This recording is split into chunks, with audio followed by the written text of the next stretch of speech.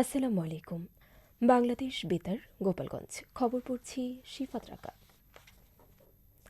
মাদারীপুরে নির্বাচন অফিস পরিদর্শন ও জনপ্রতিনিধিদের সঙ্গে মতবিনিময় করেছেন মাদারীপুর ২ আসনের সংসদ সদস্য জাহানদার আলী জাহান। এর অংশ হিসেবে গতকাল সকালে মাদারীপুর ২৫০ শয্যার জেলা হাসপাতালে মাসিক সমন্বয় সভা প্রধান অতিথি হিসেবে উপস্থিত ছিলেন সংসদ সদস্য জাহানদার আলী জাহান। সভায় হাসপাতালের সেবার মানোন্নয়ন এবং রোগীদের চিকিৎসা সেবা আরও সহজলভ্য করার বিষয়ে আলোচনা করা হয়। পরে তিনি মাদারীপুর সদর উপজেলা নির্বাচন অফিস পরিদর্শন করেন। সেখানে সেবা নিতে আসা মানুষ কোনো ধরনের হয়রানি বা ভোগান্তির শিকার হচ্ছেন কিনা সে বিষয়ে খোঁজ খবর নেন। কর্মকর্তা কর্মচারীদের দালালমুক্ত ও হয়রানিমুক্ত সেবা নিশ্চিত করার নির্দেশনাও দেন তিনি। এছাড়া মাদারীপুর সদর উপজেলার আওতাধীন ১০টি ইউনিয়নের চেয়ারম্যান, সদস্য ও সচিবদের সঙ্গে এক মতবিনিময় সভায় অংশ নেন সংসদ সদস্য জাহানদার আলী জাহান। মাদকের আগ্রাসন সচেতনতায় সমাধান এই প্রতিপাদ্যকে সামনে রেখে গতকাল নড়াইলের লোহাগড়ার ইতনা সেবা সমিতির মাঠ চত্বরে মাদক বিরোধী আলোচনা সভা অনুষ্ঠিত হয়েছে। নড়াইল ২ আসনের সংসদ সদস্য মোহাম্মদ আতাউর রহমান বাচ্চু এতে প্রধান অতিথি হিসেবে উপস্থিত ছিলেন। ইতনার সেবা সমিতির উপদেষ্টা শেখ তবিবুর রহমান বিজুর সভাপতিত্বে লোহাগড়া উপজেলা নির্বাহী অফিসার শাম্মী কায়সার সহ গণ্যমান্য ব্যক্তিবর্গ এ সময় উপস্থিত ছিলেন। নড়াইলের কালিয়ায় শিশু, কিশোর, কিশোরী ও নারী উন্নয়নে সচেতনতামূলক প্রচার কার্যক্রম শীর্ষক প্রকল্পের জিওপি খাতের আওতায় পল্লী সঙ্গীত পরিবেশন করা হয়েছে। গতকাল সকালে কালিয়ায় পঞ্চপল্লী মাধ্যমিক বিদ্যালয় মাঠ ও জয়পুর সরকারি প্রাথমিক বিদ্যালয় মাঠে পল্লী সঙ্গীত পরিবেশন করা হয়। জেলা তথ্য অফিসার জানান, পল্লী সঙ্গীত গ্রাম বাংলার মানুষের ইতিহাস ও ঐতিহ্যের একটি গুরুত্বপূর্ণ অংশ। বর্তমানে গ্রাম বাংলার মানুষ পল্লী সঙ্গীত প্রায় ভুলতে বসেছে।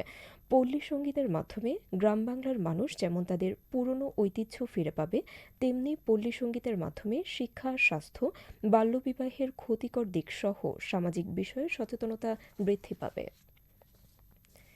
এদিকে শরীয়তপুরে শিশু, কিশোর, কিশোরী ও নারী উন্নয়নে সচেতনতা বৃদ্ধির লক্ষ্যে গতকাল গোসাইরহাটের বাগানবাড়ি বাজার সংলগ্ন মাঠে পল্লী সঙ্গীতানুষ্ঠান অনুষ্ঠিত হয়েছে। সঙ্গীতানুষ্ঠানে স্থানীয় জনগণের অংশগ্রহণে পল্লী সঙ্গীত পরিবেশনের মাধ্যমে সামাজিক সচেতনতা, নারী অধিকার এবং শিশু কিশোরদের উন্নয়ন বিষয়ে বিভিন্ন বার্তা তুলে ধরা হয়। জেলা তথ্য কর্মকর্তা জানান, এ ধরনের আয়োজনের মাধ্যমে সাধারণ মানুষের মধ্যে সচেতনতা বৃদ্ধি ও সামাজিক ইতিবাচক পরিবর্তন আনাই এ কর্মসূচির মূল লক্ষ্য। নড়াইলের লোহাগড়া উপজেলায় ৪ দিনব্যাপী স্কাউটসদের নিয়ে স্কাউটস ব্যাচ প্রশিক্ষণ কোর্স শুরু হয়েছে। উপজেলা নির্বাহী অফিসার শাম্মী কায়সার গতকাল LSJN ইউনিয়ন ইনস্টিটিউশনে এর প্রশিক্ষণ কোর্স এর উদ্বোধন করেন। নড়াইল জেলা স্কাউটস এর সাধারণ সম্পাদক SM হায়াতুজ্জামান হায়াত জানান, ১০ জন প্রশিক্ষক ও ১০ জন ইউনিট লিডার ব্যাচ প্রশিক্ষণ কোর্সে প্রশিক্ষণ দিচ্ছেন। স্কাউটস সদস্যদের দক্ষতা উন্নয়নের জন্য নিয়মিত এ প্রশিক্ষণের আয়োজন করা হয়। এ প্রশিক্ষণের ফলে স্কাউটস সদস্যরা নিজেদেরকে আরও বেশি দক্ষ হিসেবে গড়ে তুলবে। সবুজ বাংলাদেশের ১০ম প্রতিষ্ঠাবার্ষিকী উপলক্ষে মাদারীপুরে Azmat Ali Khan school and college প্রাঙ্গণে শিক্ষার্থীদের মাঝে গাছের চারা বিতরণ, বৃক্ষরোপণ ও আলোচনা সভা অনুষ্ঠিত হয়েছে। মাদারীপুর সরকারি কলেজের অধ্যক্ষ প্রফেসর মোহাম্মদ লুৎফর রহমান খান এতে প্রধান অতিথি হিসেবে উপস্থিত ছিলেন। সবুজ বাংলাদেশ মাদারীপুর জেলা কমিটির সভাপতি ও কেন্দ্রীয় পরিষদের বিভাগীয় সাংগঠনিক সম্পাদক আজিজুল আরফান প্রিন্সের সভাপতিত্বে পৌরসভার প্রধান নির্বাহী কর্মকর্তা, জেলা তথ্য officer, Azmat Ali Khan school and কলেজের অধ্যক্ষ, জেলা কমিটির সাধারণ সম্পাদক, সহ সভাপতি ও যুগ্ম সাধারণ সম্পাদক এ সময় উপস্থিত ছিলেন। নড়াইল সদরের আউরিয়া চৌরাস্তায় AJ কনজ্যুমার প্রোডাক্টস নামে একটি তেল উৎপাদনকারী কারখানায় অভিযান চালিয়ে ৫০,০০০ টাকা জরিমানা করেছে জাতীয় ভোক্তা অধিকার সংরক্ষণ অধিদপ্তর। জাতীয় ভোক্তা অধিকার সংরক্ষণ অধিদপ্তরের জেলা কার্যালয়ের সহকারী পরিচালক শামীম হাসান এই অভিযানে নেতৃত্ব দেন। অভিযানে বোতলজাত সয়াবিন তেলের নির্ধারিত মূল্যের চেয়ে বেশি দামে তেল বাজারজাত ও বিক্রির দায়ে এ জরিমানা ও একই সাথে ভবিষ্যতে পণ্যের গায়ের রেট অনুযায়ী সঠিক মূল্যে পণ্য বিক্রির কঠোর নির্দেশনা দেওয়া হয়।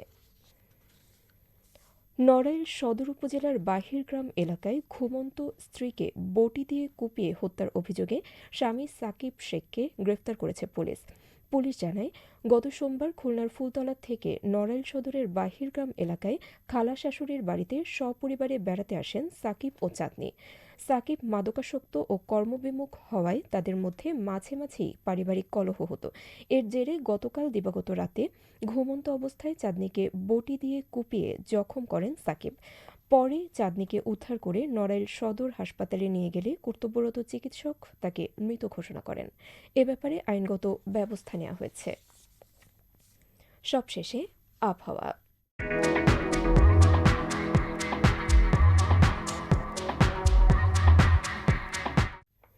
আজ সন্ধ্যা ৬টা পর্যন্ত দেশের অভ্যন্তরীণ নদীবন্দরসমূহের জন্য আবহাওয়ার পূর্বাভাসে বলা হয়েছে, রংপুর, দিনাজপুর, টাঙ্গাইল, ময়মনসিংহ ও সিলেট অঞ্চলসমূহের উপর দিয়ে পশ্চিম অথবা উত্তর পশ্চিম দিক থেকে ঘণ্টায় ৪৫ থেকে ৬০ কিলোমিটার বেগে অস্থায়ীভাবে দমকা অথবা ঝোড়ো হাওয়া সহ বৃষ্টি অথবা বজ্রসহ বৃষ্টি হতে পারে। এসব এলাকার নদীবন্দরসমূহকে ১ নম্বর সতর্ক সংকেত দেখাতে বলা হয়েছে। খবর শেষ হলো। আমাদের পরবর্তী খবর প্রচারিত হবে আগামীকাল সকাল ৮টা বেজে ৩০ মিনিটে বাংলায়।